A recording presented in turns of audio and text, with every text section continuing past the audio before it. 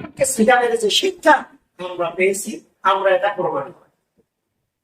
সম্মানিত হাজির, এই মসজিদ ঘরে একমাত্র কোরআনের হক কথা বলতে পারবে সেই যার ভিতরে তাকওয়া আছে। ঠিক না ঠিক? যদি তাকওয়া না থাকে তাহলে দেখবেন সুবিধাবাজি হবে, কারণ সবাইকে খুশি করার চেষ্টা করবে। যে ইমাম সাহেব সবাইকে খুশি করার জন্য বক্তব্য দেয়, তার ভিতরে আমি বলি তাকওয়া নাই। কি নাই? প্রমাণিত কিভাবে আপনি পাবেন? কারণ এই পৃথিবীর বুকে আপনি আমি শান্তি আছি যদি একজন আদর্শ ব্যক্তি থাকে, যদি একজন আদর্শ নেতা থাকে, যদি একজন না থাকা মানুষ থাকে, সেটাই হচ্ছে আমাদের বিশ্ব নবী জনাবে মুহাম্মদ রাসূলুল্লাহ সাল্লাল্লাহু আলাইহি ওয়াসাল্লাম। তার জীবনীগুলো বলছিল কোন ধরনের অপরাধ ছিল না, তিনি একজন নির্বাচন, তিনি একজন নির্বাচন ব্যক্তি ছিলেন। তারপরে তিনি কি মক্কা মদিনার কোন মানুষ, সব মানুষকে খুশি করতে পারছেন? পারছেন? কোন মানুষকে খুশি করতে পারে না, কিন্তু তাদের ভিতরে তাকওয়া ছিল, একমাত্র তাদেরকেই তিনি খুশি করতে পারছেন। ঠিক না ঠিক? সম্মানিত হাজির, এই তাকওয়া হচ্ছে এমন একটা বিষয়, এই তাকওয়ার পরিপ্রেক্ষিতে দেখবেন মসজিদের ইমাম সাহেব এমন আলোচনা করে সভাপতিকে খুশি করা লাগবে, কিন্তু সভাপতি সাহেব ঘুষ খায়। ঠিক খায়? ঘুষ খায়।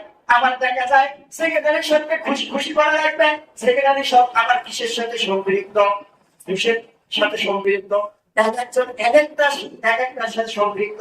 এখন যে মসজিদের ইমাম সবাইকে খুশি করতে চাইবে, তাহলে তার ভিতরে তাকওয়া রাখা খুব কঠিন। কি বললাম?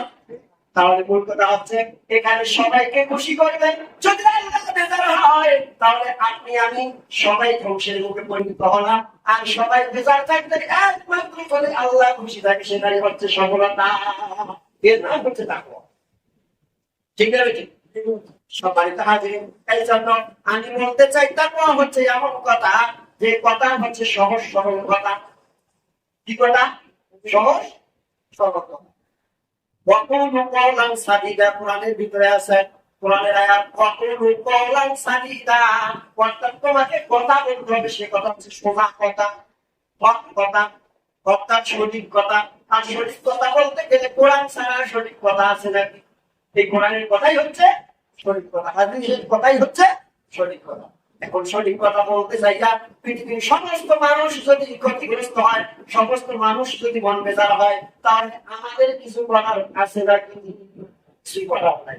এই জন্য আল্লাহ তাআলা বলতেছেন তার ভিতরেই তাকওয়া থাকবে, যে সঠিক কথা বলতে পারে। ওয়াকুলু কওলান সাদীদা, তোমরা সহজ কথা বলো, কোরআনের কথা বলো, তাতে কার মন বেজার হয় এবং দেখার কোনো সুযোগ নাই।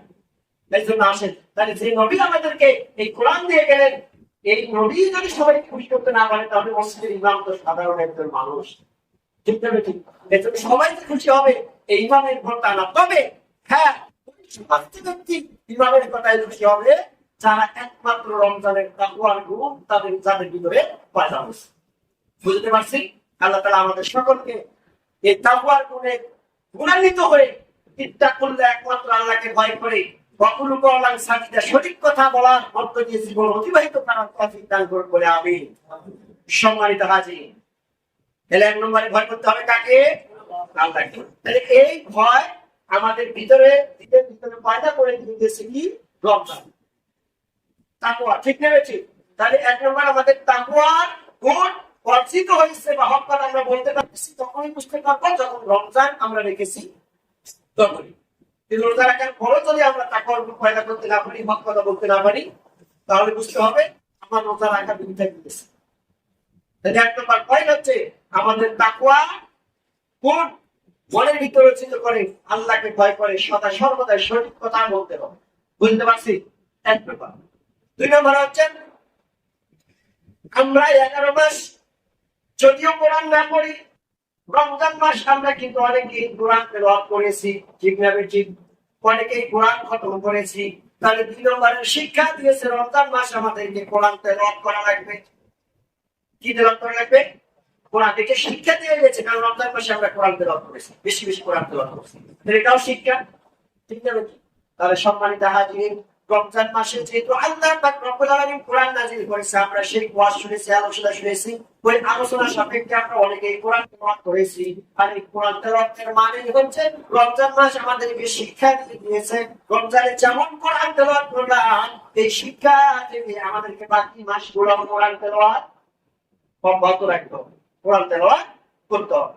যদি আমরা কোরআন তেলাওয়াত করতে না পারি, তাহলে বুঝতে হবে ওই রমজান মাসের শিক্ষা আমরা অর্জন করতে পারছি, অর্জন করতে সময় দেওয়া যায়। আল্লাহ তাআলা আমাদের সকলকে রমজানের শিক্ষার আলোকে কোরআন তেলাওয়াত করা তৌফিক দান করুন বলে আমিন। 3 নম্বর শিক্ষা হচ্ছে, আমরা অনেকে কোনদিন তাহাজ্জুদের সালাত করি না। যেহেতু রমজান মাসের চিহরির সময় আমরা ঘুম থেকে উঠি চিহরি খাওয়ার জন্য, ঠিক না বেঠি? এই চিহরি খাইতে চাইয়া অনেকেই দেখে অত্যন্ত গরিব হলেও বলে 2 রাকাত সালাত আমরা আদায় করেছিলাম, কেউ 4 রাকাত সালাত আদায় করেছিলাম, কেউ 8 রাকাত সালাত আদায় করেছিলাম। এমনও যুবক আছে যে যুবকরা মোবাইলের রিংটোন দিয়ে রেখেছিল, কারণ আমি যাতে 2টার সময় বা 3টার সময় টের পাই বলে, ঠিক আছে? সম্মানিত হাজিরিন, আমি যুবকদেরকে দৃষ্টি আকর্ষণ করে বলবো, আপনার যে মোবাইলের অ্যালার্মটা আপনি দিয়েছিলেন 3টার সময় ওঠার জন্য বা 3:30টার সময় ওঠার জন্য, আপনার একটা শিক্ষা নিতে হবে। রমজান মাসের ওই মোবাইলের অ্যালার্মটা যাতে শুধু রমজান মাসের জন্য নয়, সেটা পুরো বছরের জন্য আপনার অ্যালার্মটা চালু থাকে।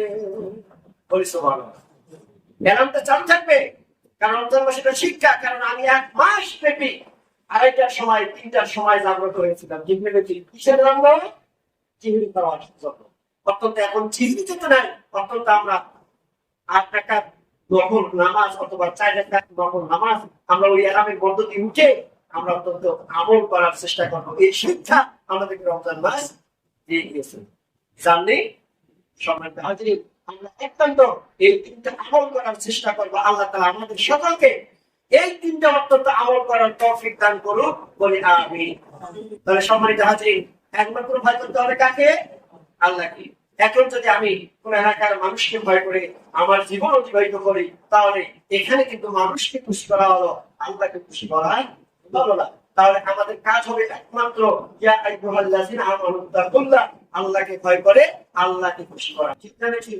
যদি আমরা সকলে মিলে একমাত্র আল্লাহকে খুশি করতে পারি, তাহলে আমাদের যে রমজান, এই রমজানের উপহার যে আল্লাহ পাক রব্বুল আলামিন আমাদেরকে দিতে চেয়েছেন, সেটা আমরা পাবো, এতে কোনো সন্দেহ নাই। আল্লাহ তাআলা আমাদের সকলকে আল্লাহকে ভয় করার মধ্য দিয়ে তাহাজ্জুদ গুজারি হয়ে পবিত্র কোরআনুল কারীমের শিক্ষার আলোকে আমাদেরকে জীবন অতিবাহিত করার তৌফিক দান করুক সকলে বলে আমিন।